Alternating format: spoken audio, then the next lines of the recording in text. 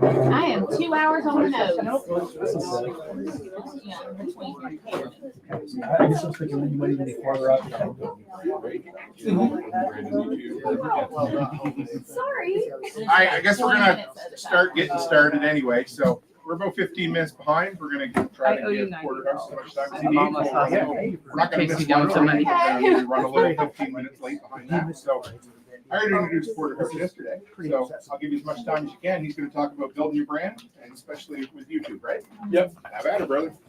Yeah. As Tim said, I'm going to be talking about how I basically rechanged the focus of my brand on YouTube. And I, in the last year and a half, grew it from 350 subscribers to about 45,000 where it is today.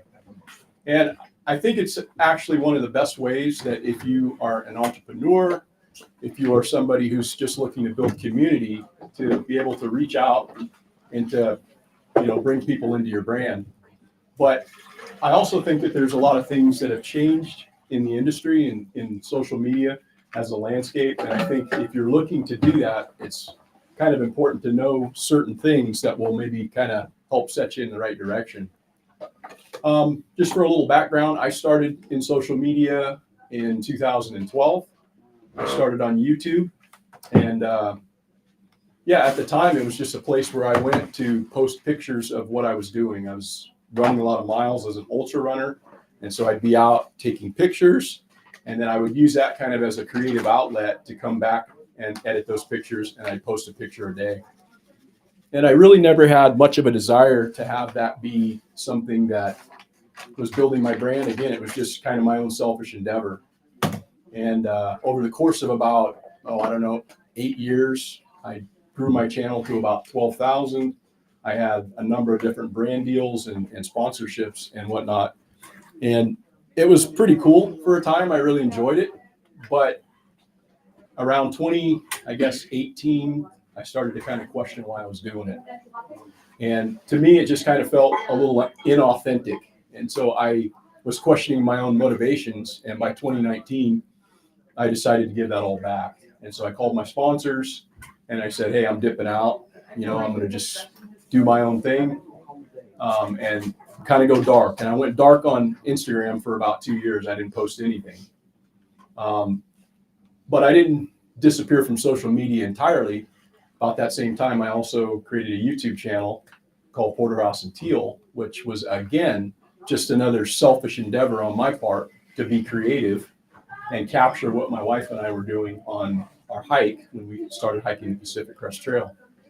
And I'm eternally grateful for having done that because it's, it documented what we were doing, and I can go back and I can look at that, but it was also kind of a springboard to take me where I am today. And in 2022, actually went to Self-Reliance Festival, and I heard this dude speak, Mr. Tim Cook, Toolman Tim, and he actually inspired me to consider reevaluating the direction of what my content was at the time, because as I said, it was just merely something that I was doing for myself, and I didn't really care who came along or not.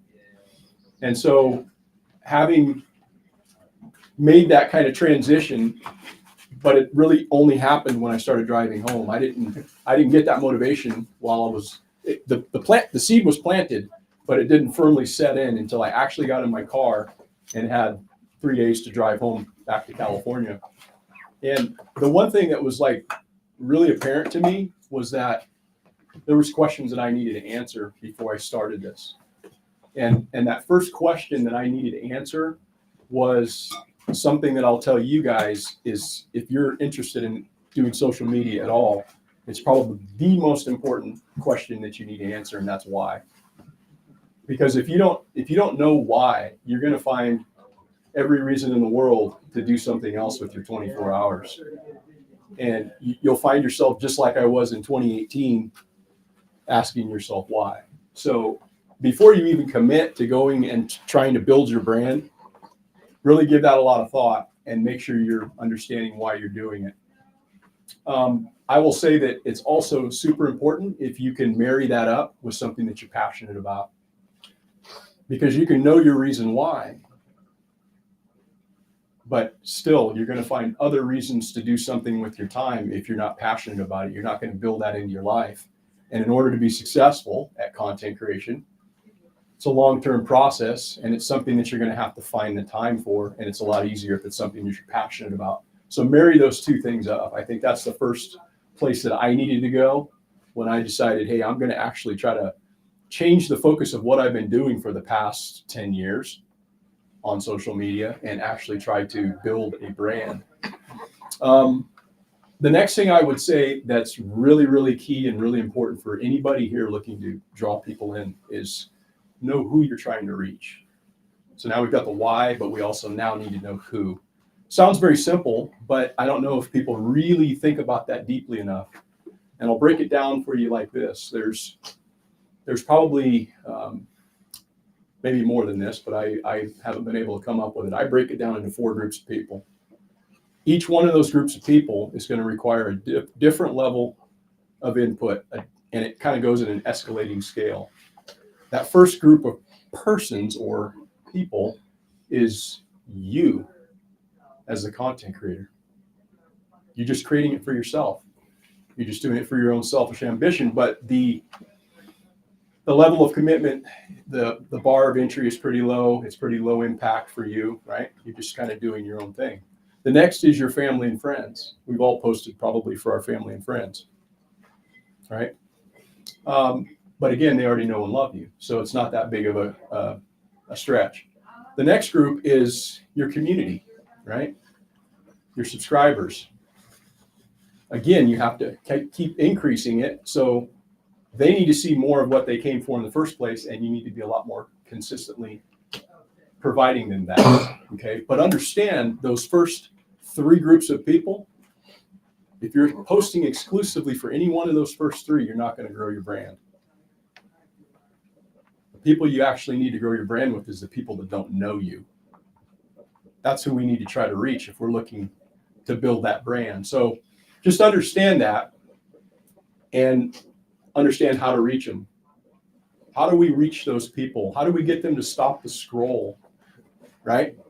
That's what social media is. People are doing this all day long, moving on to the next best thing. How do we get their attention? How do we stop that scroll? There's only one way, and that's to provide them value. If you're not providing the people you're trying to reach, that new audience, value, they got no time for you. They're just going to keep on going. And that's something that I had to change in my own thought process, because nothing that I do is super important to people that don't know me. I'm not special. And that's changed from when I first started. You could post anything back when YouTube first came out. You know, you could post anything on Instagram and actually develop a following. Those days are gone. So if you're looking to build your brand, you need to change the way that you think about who you're trying to attract. There's nothing that any of us are doing in any of our daily lives that is so incredibly important it's going to stop the scroll and keep people engaged. So that's a big shift in the way that I approached it. And I will just tell you that that's a hard truth that probably a lot of people maybe haven't considered or don't want to think about. But if you want to build your brand, you have to go there. Let me ask you guys, how many of you are content creators? By show of hands. Okay. I would suspect, just saying, I bet you that's a little higher in here, because if you have a Facebook, a YouTube, an Instagram, a TikTok, and you post content to it, by default, you are a content creator. And how people see that content is your brand. So chances are you're probably already a branded content creator. Really important to just think about that. That's your brand. That's how people that don't know you see you. So, I mentioned when I started that I had grown my channel to 45,000 subscribers. And the reason why I said that is because I want to highlight the point that that's pretty irrelevant in the grand scheme of things. The number of subscribers you have isn't something that you should focus on if you're looking to build your brand. It's a vanity metric. What's more important for you, if you're looking to build your brand, is to do these 3 things. And that is to stop that scroll by capturing people's attention. The next thing is retaining their attention, right? All the way through, and then get better with each upload. If you can do that, I assure you, your brand will naturally grow. People will naturally want to subscribe to your channel if you can figure out that very simple formula. It's super simple, or I should say it's a simple formula, but it's not easy. As I said, it's highly competitive these days on social media. There's people making 6, 7, and 8 figures as a career.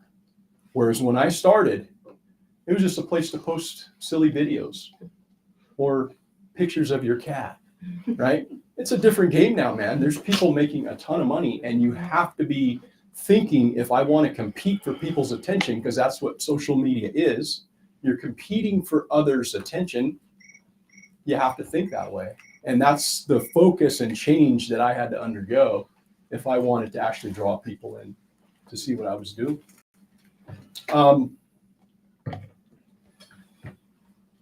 Next, I'll say that one of the other things that's super important is consistency. And it's multifaceted. Consistency is. It's not just being consistent to your upload schedule, because that is very important, right? You need to pick a day when you're going to post your content so that the people you're trying to attract can rely on that.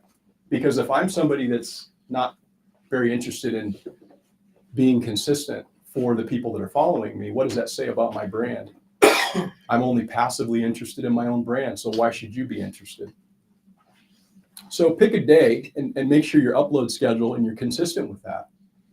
It's also important for YouTube, because YouTube favors content creators that are active on the platform. If I were to stop posting, they would pull away from me, in essence, and stop suggesting my content to other people. And that's just the reality of it. It's like a recency bias. So it's important for that standpoint to remain active. But it's not important just to stay active. You also need to maintain consistency with regard to the quality of your content. So that quality needs to be here. It's okay if it gets to here, but don't let it get down here, right? Want to keep getting better. So the consistency of your content is super important. Also, with regard to consistency, it's important to stay consistent within your niche. For example, I'm in the homesteading niche. Talk about homesteading things. That's what my brand is associated with now. I did change my brand from ultralight backpacking, long distance backpacking to what I'm doing now. But it's very important that I don't start talking about fly fishing right now, or business finance, or something else that's going to distract from the brand that I'm trying to associate this channel with. So consistency is very important. Another thing that's very important is to just be concise with the delivery of your content, right? There's not a person in this room, I assure you, I can say this with confidence, that likes to have their time wasted. So when you're creating your content and you're uploading it or you're editing it, think about those things that you're putting in there that don't really need to be in there. So it's just important to try to be as concise as you possibly can be. And that's, again, another thought process and evolution that I've undergone in this whole journey that I've been on in the last year and a half. Because I used to, on my backpacking channel, right, Porterhouse and Teal, I used to have like an intro where I had my little branding segment, right? It was my bumper music and my logo and my thing, right? And a lot of channels do that, and I'm not saying it's wrong for them. I'm just saying that, now mine was too long. It was 14 seconds. That's too long. But I don't care if it's 14 seconds or I don't care if it's 1 second. It's too long. Because the people that are coming to your channel could give two shits about your bumper music and your logo. That's not why they're there. They're there for your content.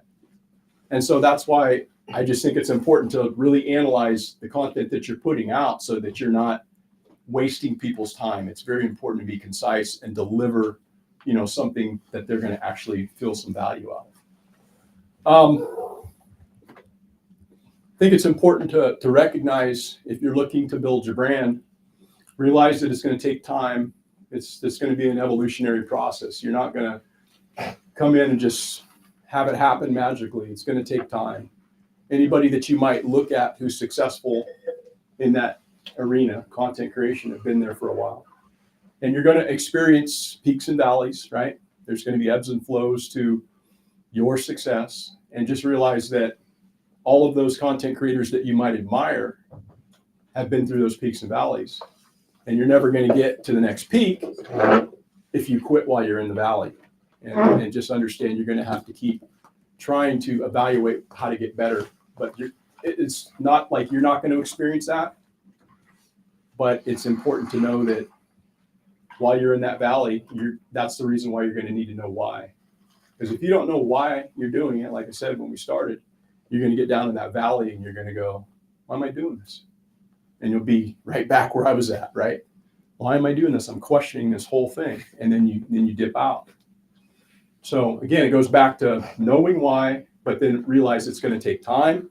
You're going to hit those peaks and valleys and the ebbs and flows in the process, and just know that you're on the right path. One of the ways that you can know that you're on the right path is to not compare yourself to other people. It's right. It's hard. Am I right? Yeah. It's hard. We all compare ourselves against other people, particularly on social media. You're particularly going to look at people in your niche, and you're going to go, oh man, look at that. They've got more subscribers, or oh, their channel's growing more than mine, or oh, they just look at all the views they've gotten. They just posted it like today and they're already at 45,000 subscribers, right? Who hasn't done that? If you're a content creator, you're evaluating your own success based on somebody else, when in reality, you should be comparing yourself against your previous best self. That's super important to keep you grounded and keep you committed to knowing you're on the right path. Because if you're improving, that's what you should be looking at. You should say, am I better than I was 3 months ago? Is my channel better off? Am I a better editor? Am I providing a better product? Those are the things that you need to take victory in, because the rest of it, if you compare yourself to other people, it's mentally debilitating and it'll crush you. And then you'll find yourself in that valley and you'll be like, fuck it, I'm out. Excuse my language. But that's really, really important, is don't compare yourself against other people, right? Where else was I going with this? I really wanted to talk about making sure that the content that you're providing is something that people are looking for. Super important. A lot of times we get these ideas about, hey, I'm going to make a video on this or whatever, and we think that maybe people are interested in it, but in reality, nobody's looking for it. So if you're making content like that, it can be the best produced thing in the world. It can have the best title, it can have the best thumbnail, it can have the best hook, it can have the best everything. But if nobody's looking for that, it's just going to sit there. It's super important to make sure that what you're looking for has been something you're making content on is what other people are actually looking for. So kind of, to use a term, you want to search engine optimize. I don't know if you guys have heard that, but you want to optimize it, making sure that it's something that people are actually looking for. And I would say that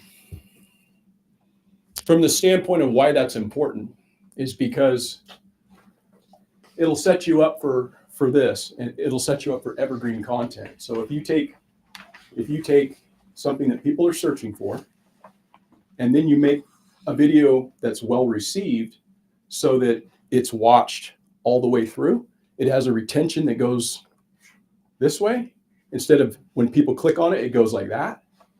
You don't want people clicking on it and going, oh, this sucks, and then they're out. You want it all the way to the end. Because if you take that video, right, something people are searching for, and it's good audience retention, set yourself up for evergreen content, because what will happen is YouTube will continually work to find the right audience on your behalf. They will continually search to see who likes this sort of video, because YouTube knows if any one of us have been on YouTube, they have an understanding of what kind of videos you like. That's why when you go on there on your homepage, it's this. Oh, well, how do they know I want to look at that kind of thing? Oh, cool. They know more about you than a lot of people know about you, just based on your search habits. It's the second largest search engine in the world, only behind the parent company, Google. And so it's just important to know that they're going to continue to work on your behalf. And what that'll do is you'll get a video that'll start making money for you while you're sleeping.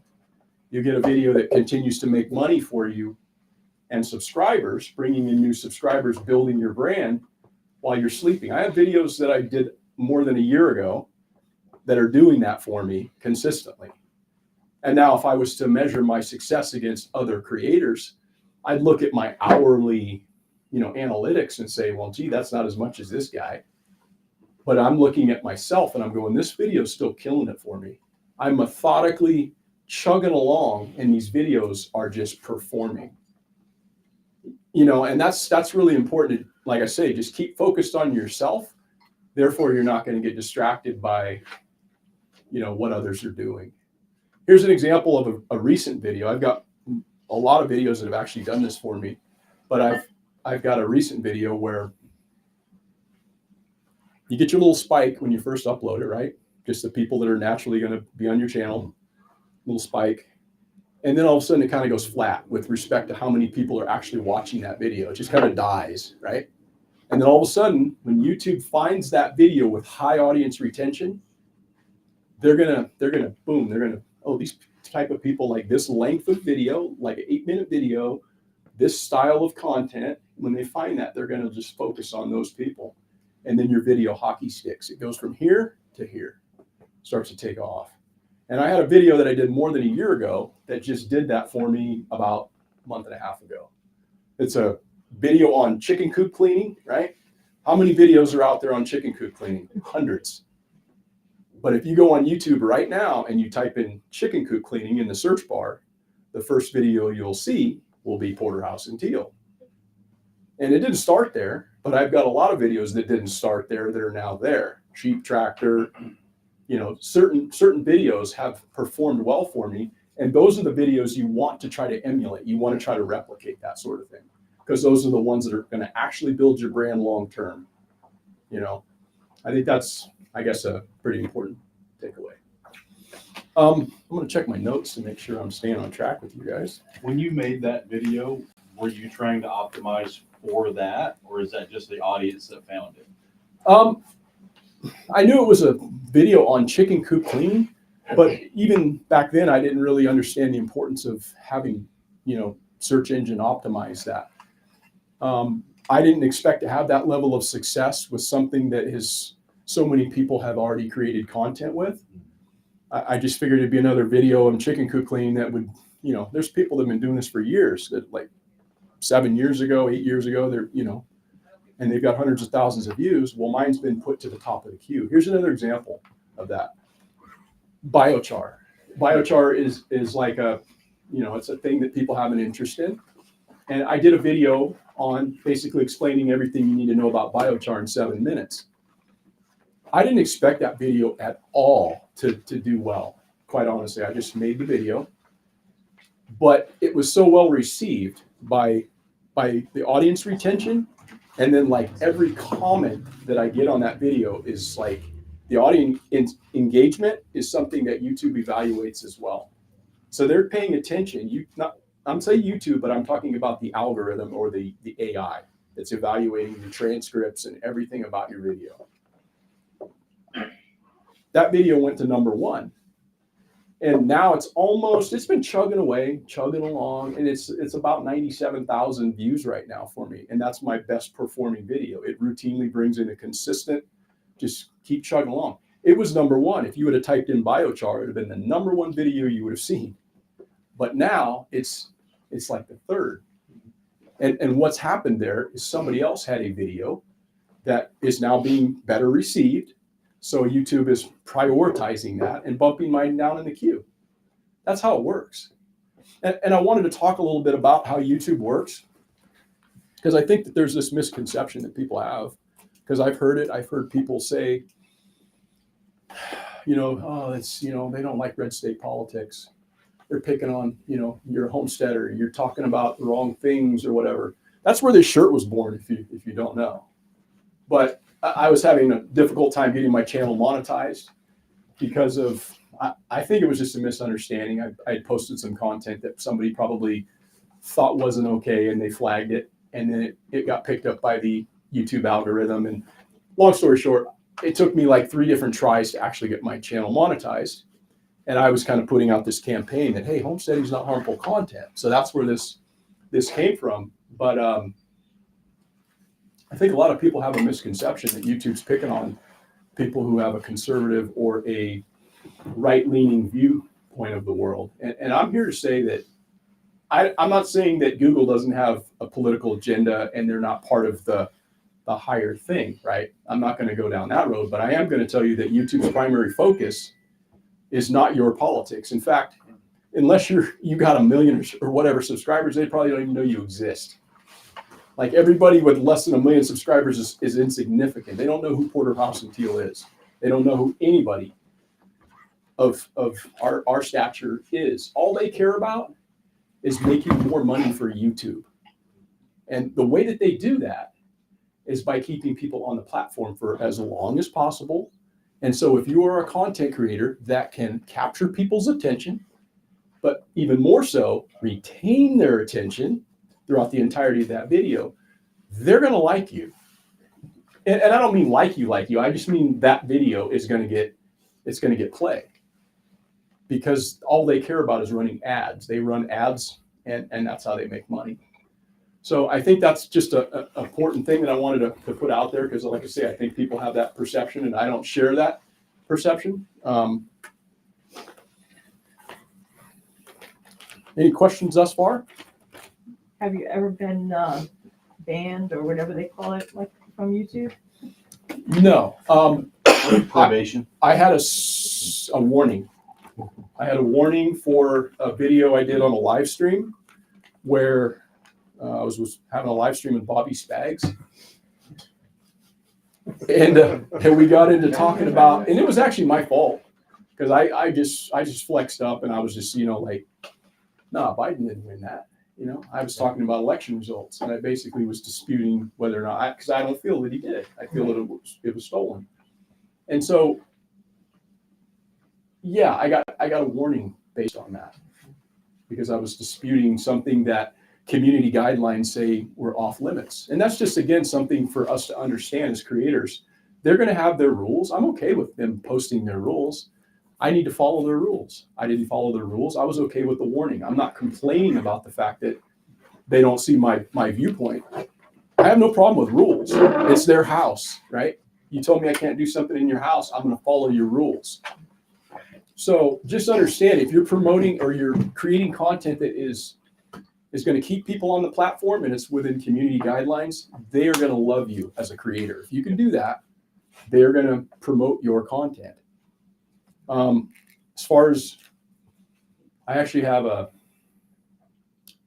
don't know if it's a warning, but I've had videos that are a little too explicit as it relates to some of the content, as like butchery videos, things like that, butchering a chicken or butchering this or that or whatever. And sometimes people will flag that. They'll see that and they'll go, this is no good. And then the computer picks it up, and then all of a sudden you get this thing.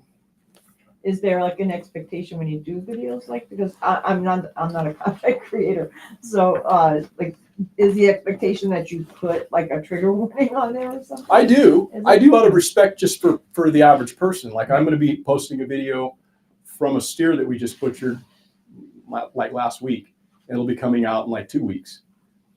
So I'm going to put a disclaimer right at the front of that, just out of respect for people who are watching this or whatever. They got their kids in the room or something, and they don't want to see an animal getting shot and, processed. I do that out of just respect, but there's no expectation that, hey, you have to do this. It's not one of the rules. No. Do you, when they ask for your ad guidelines, are you allowed to self-submit on your channel? Like when I put mine in, it'll say, does it include harmful content? So typically, as long as I check yes at the basic level, they'll still run ads. Mhm. I've been trusted enough that they'll allow me to Right. self-regulate my ads until of course. Right. Sometimes what I'll do, and it's just fooling myself, because it doesn't ask that if you do it on your mobile device. When you're monetizing right from your mobile device, it doesn't go through this checklist. And what he's referring to is like when you click the button for monetization on your channel, it'll have all of these different community guidelines that you have to basically self-censor yourself and say, no, it doesn't involve these controversial issues. No, it doesn't involve guns, or it doesn't involve this, or it doesn't involve these different areas. And so they're asking you to police yourself. And again, it's a judgment call whether or not you wind up going down that road. I try to be honest with that. I'll probably, with that butchery video, I'm going to put controversial. And in fact, I may not even monetize it. I did one with pigs that I didn't monetize for that very reason, because I knew it would not be ad friendly.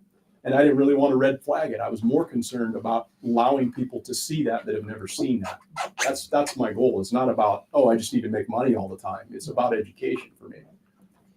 Yeah. If you note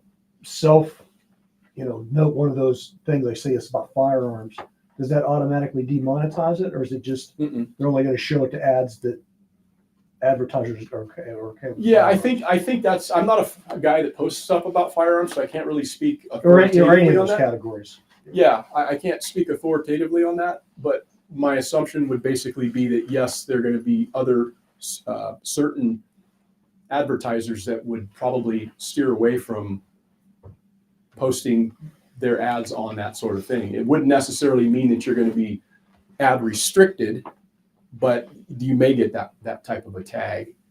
So the community guidelines are very vague. They're very lawyerly, right? There's a lot of like verbiage in there that like you're like, what is this? I don't even like it. I don't understand. And we just try to do our best to adhere to what it is they say we really shouldn't talk about and all that sort of stuff. It's not really that difficult. You just use your common sense and realize that you're creating content for the average consumer.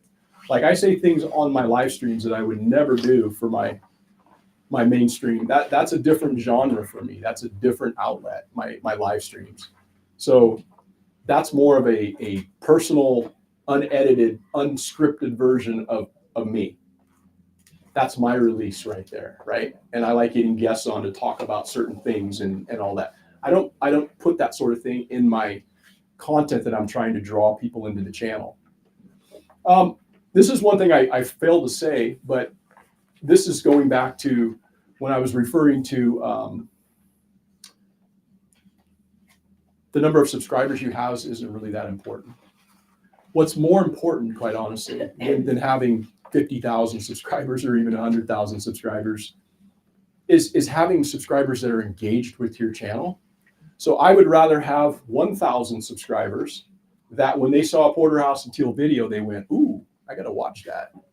And they clicked on it and they watched it all the way through. If I had 1,000 subscribers that did just that, I'd be far better than having 50,000 subscribers that were passively interested. So audience engagement really does matter. And if you're trying to build a brand, you have to make sure you're engaged with your audience, answer their questions, be responsive, try to be respectful, all of those sort of things.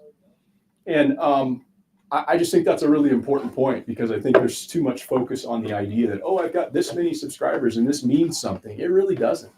Because I used to have 12,000 subscribers on Instagram, but maybe I'd post something and what's this? I get like 300 people out of 12,000. So it's about audience engagement more so than that number. So don't really focus on that. I guess I'd kind of like to wrap things up with you guys, and I'll take as many questions as you guys have. YouTube and content creation is an incredibly ever-evolving landscape. There's so much that I'm learning every one of us that's content creator is happening to learn, because it's changed so much in a very short period of time. I mean, just think about it. In 2009, some of these companies were just getting their feet wet, and people were like, "What's this YouTube thing?" They actually used to promote it. I don't know if you guys remember, but they used to say, "Oh, it's your tube." You know, that's why we call it YouTube. It's your tube. Go out and post something. And at that point, it was just people doing silly shit, right? And now, like I said, there's people making entire careers as content creators. They've got teams of people making videos. You know, I'm a singular person. I don't have somebody to run around and shoot videos with me and do my editing and, you know, do my thumbnails and do all this other stuff. I don't have that. I'm a single person just like the rest of us. But like I said, if you're looking to try to build that brand, it's a very simple formula. It's just not easy. You have to first be able to grab people's attention, stop the scroll, right? And then you have to give them a value proposition. What's valuable to them? You either have to teach them something, YouTube University, or you have to entertain them. And again, if you're not doing either of those two things, forget about it. And then you have to basically provide a concisely prepared package consistently over a long period of time. And if you can do those things, you know, you're going to grow your channel. You're going to have success. But again, you have to know your reason why, and you're going to have to be dedicated to it. Because like I say, a lot of people dip their feet in the water and then they realize, oh, this is really not what I wanted. And that's okay if you do that. I'm not saying don't do that. It's not like you have to be fully committed. Because I understand there's people that I'm talking to right now that have no desire to do that. But what I would actually hope to inspire you guys to do that aren't thinking about that right now is do something for yourself. Do it selfishly. Because every person in here is creative. We all have a creative streak within us. And we all have something that we're passionate about. Every one of us in here has a passion. So marry those two things up, that passion and that creativity, and go out there and do something selfish for yourself. And what that'll do is that at some point in time, maybe in the future, you decide, you know, I actually want to start making some money at this. And you'll be that much better prepared because you'll already have put in the work. You'll already have those reps. You'll already have done the work. The muscle memories will be developed. And I would say that that's another reason why I decided to monetize my channel. It's because when I was doing my hiking videos, I saw that YouTube was running ads on them. I'm like, what is this? I'm not getting none of that. So that was actually a big motivator for me when I saw that YouTube was making money off my content. They can do that. It's their platform, right? But be damned if I'm not going to get some of it. So that was a motivator. That's why I wanted to get my 1,000 subscribers. That's why I wanted to get my 4,000 watch hours. And so I have many motivations why I make content. It could be for, as it is with me, legacy. I realize that when I'm gone, who's going to be able to know what I did? And I'm not talking about necessarily for this crowd or other people. I'm talking about for my family. Because I saw when my dad died, I saw when my father-in-law died, wealth of knowledge up here. But now that hard drive has been erased forever. And unless you were next to him side by side, it's gone. And so that's one of my motivations. One of my many motivations for creating content is to leave something behind for somebody like my grandkids that might want to know, hey, what did old, Grandpa Eric do? What did old Porterhouse do, right? So that's part of my motivation. So, go out and find your motivation. And just like I say, if it's nothing more than just having fun with it, have fun with it, because it ain't going anywhere. Social media is going to be here, right?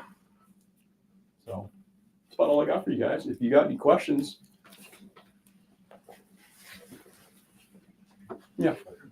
Do you basically do everything on YouTube, or do you then have a place that you send people to try to have other communication with, like a website, Patreon, anything like that? Yeah, I have a website.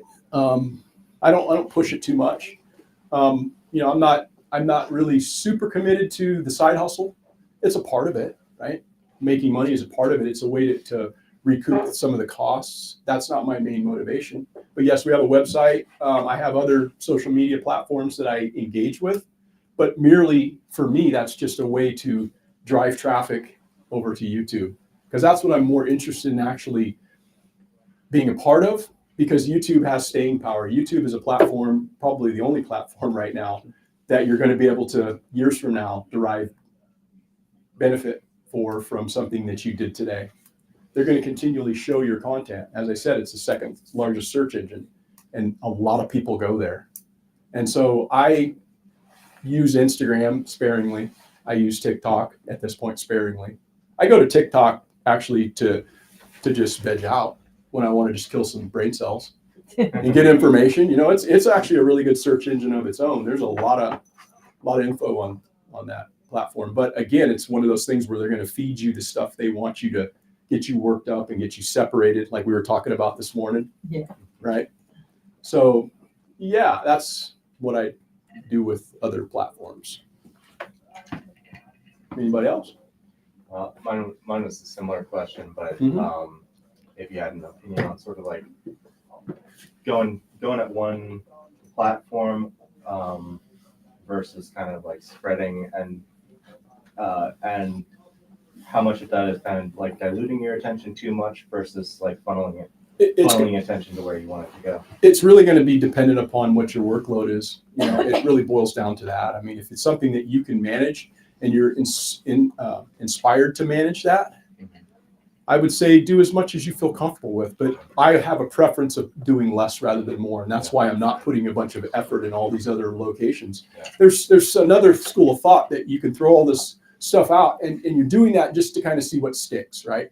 Just, hey, I'm going to try this, I'm going to try this, and then all of a sudden something works. I typically do less rather than more. In fact, that's one of the reasons why my upload schedule is fairly conservative.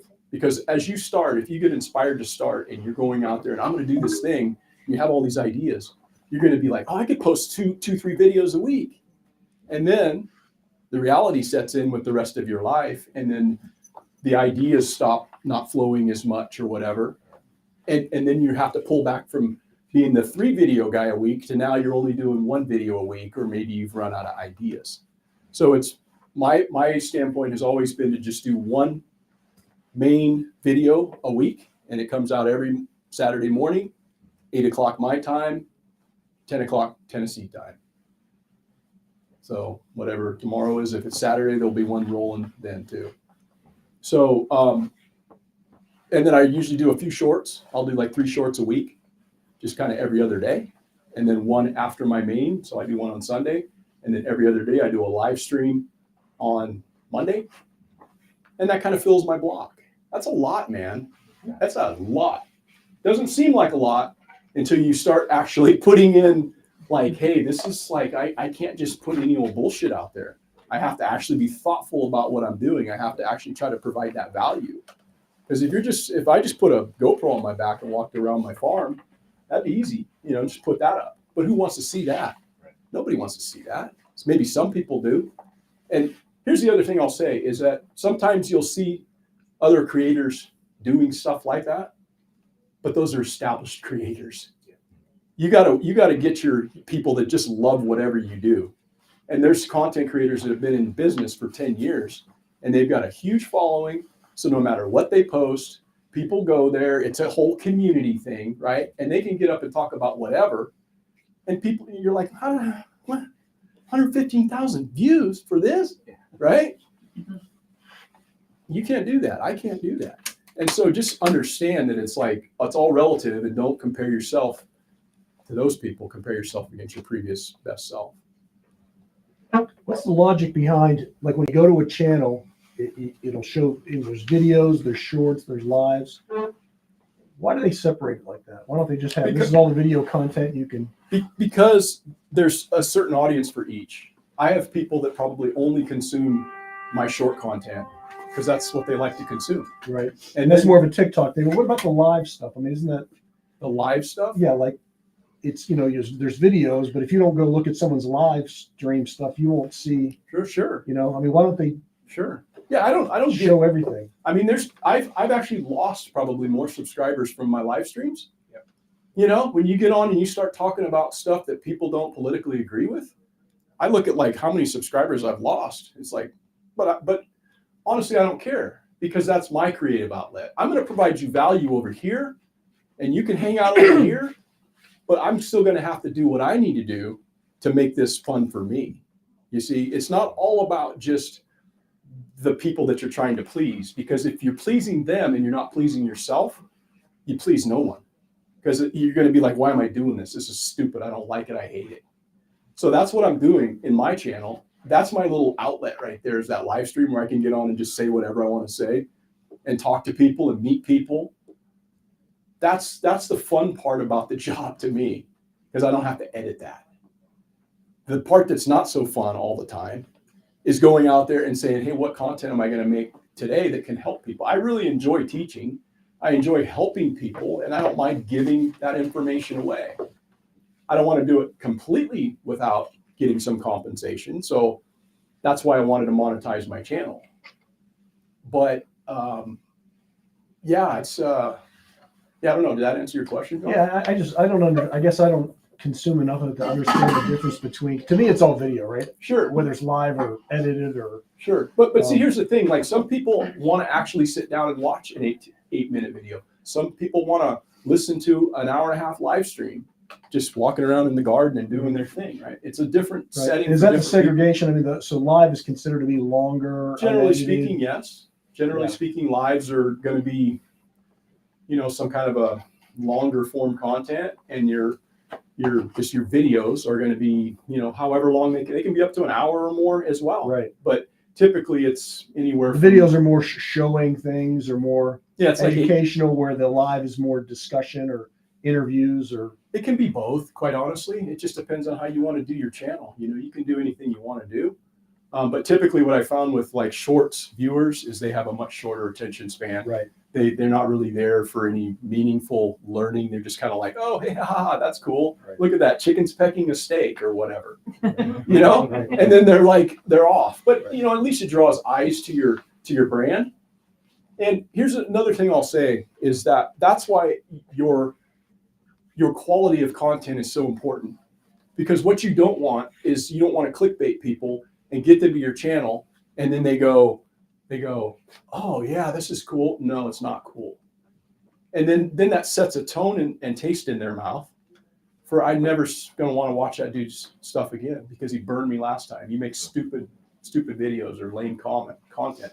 So that's why that quality is so incredibly important, that you keep that consistency so that people are going to know what to expect from your brand, right? So, yeah, it's just my take on it. I'm not an expert, but that's just been my observation. Have you noticed anything different about the algorithms? Do you think there's different algorithms tracking things on lives versus videos? What do you say on that, Tim?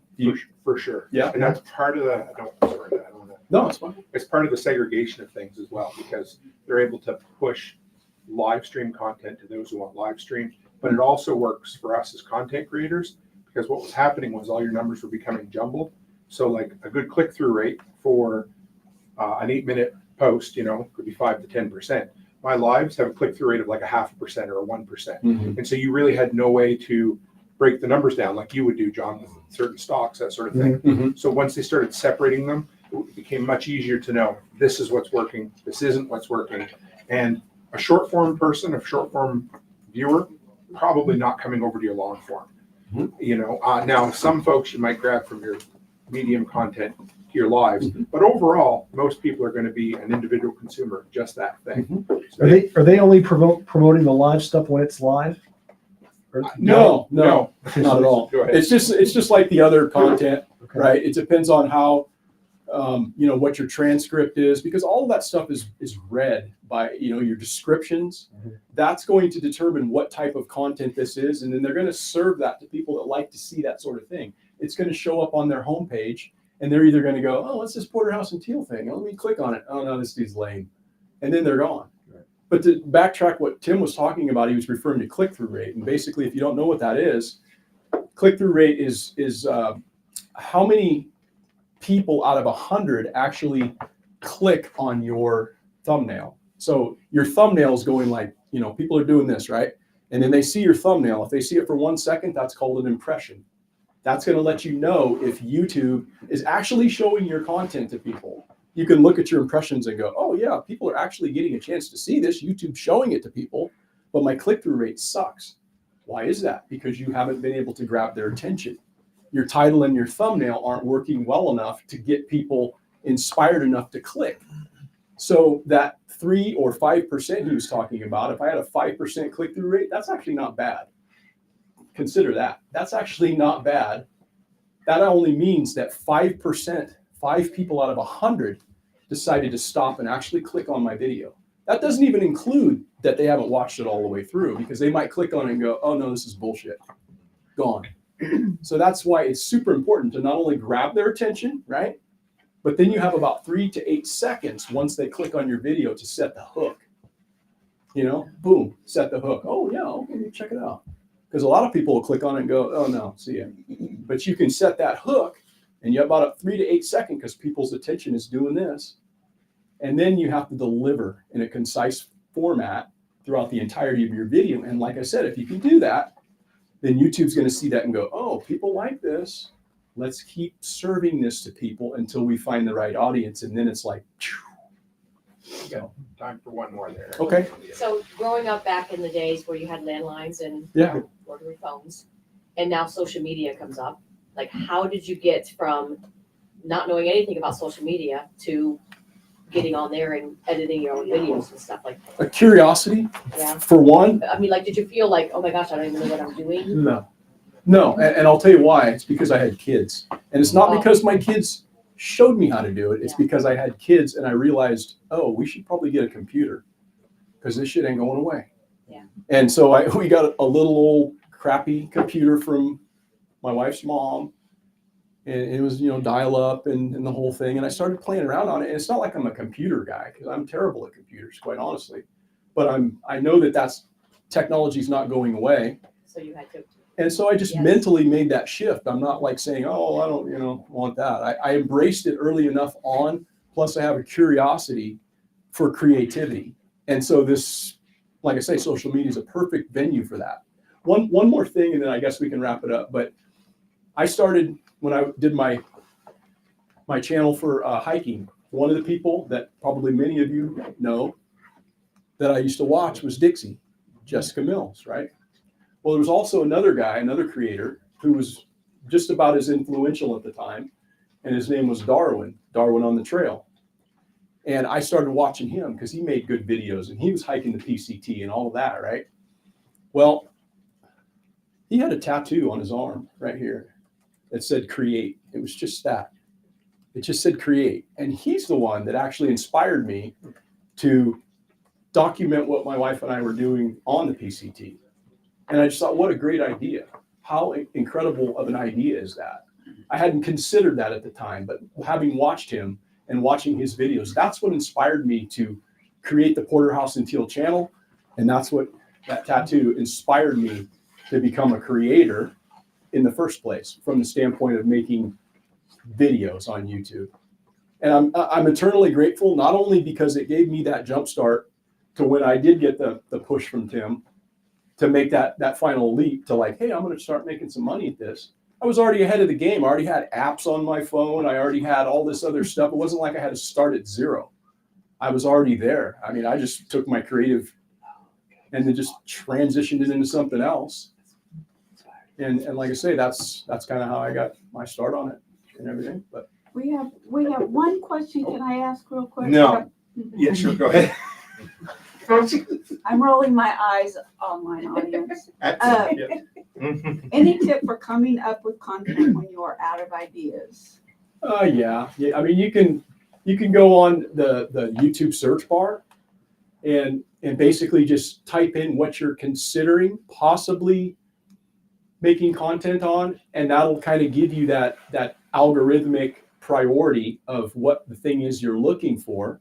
So say it was biochar, for example, or just whatever, sewing or knitting. Just type in knitting in that search bar, and then you're going to get to see a list of priorities broken down for what people are actually looking for. It's going to be knitting, and then it's going to be how to knit, knitting from this, or, and it's going to just keep going down. But those are the most searched topics within that particular niche. So that's one way to do it. The other is look at other creators and try to get inspired from what they're doing, get ideas from them. You can get ideas from their comment section. You can go on and read the comments that people are asking questions of, and then you can make a video on that, right? Because somebody had a question like, hey, how do you do this?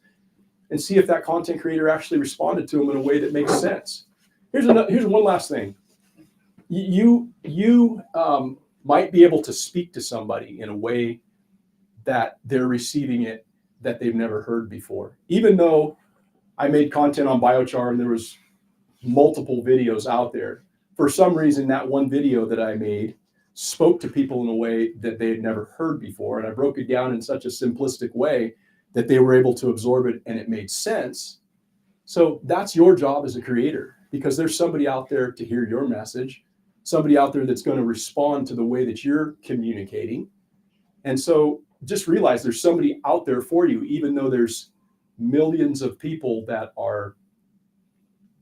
have already probably done it. And we're all kind of taking ideas from each other in a sense. I don't really think there's that much original content on YouTube because most everything's been done.